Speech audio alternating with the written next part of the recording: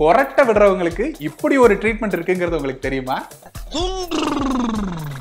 ஆனா ட்ரீட்மெண்ட் தெரிஞ்சுக்கிறதுக்கு முன்னாடி கொரட்டை ஏன் வருது அதை முதல்ல தெரிஞ்சுக்கலாம் வாங்க. நம்மளுடைய மேல் அன்னம், நாக்கு, தொண்டை இது எல்லாமே மென்மையான திசுக்களால ஆனது. நம்ம தூங்கும் போது இது எல்லாமே ரிலாக்ஸ்டா இருக்கிறதுனால இதனுடைய இடைவெளி குறைஞ்சுக்கிட்டே வரும்.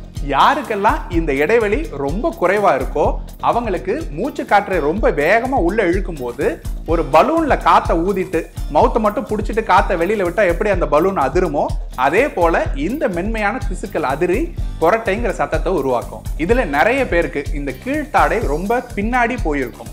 அவங்களுக்கு இந்த ஆன்டி ஸ்னோரிங் டிவைஸ் அப்படிங்கிறத நம்ம பயன்படுத்தணும்னாக்க கீழ்த்தாடையை முன்னோக்கி இழுத்து நிறுத்துறது மூலமாக நாக்கு, அன்னம் இது எல்லாத்தையுமே நம்ம முன்னோக்கி இழுத்து நிறுத்த முடியும்.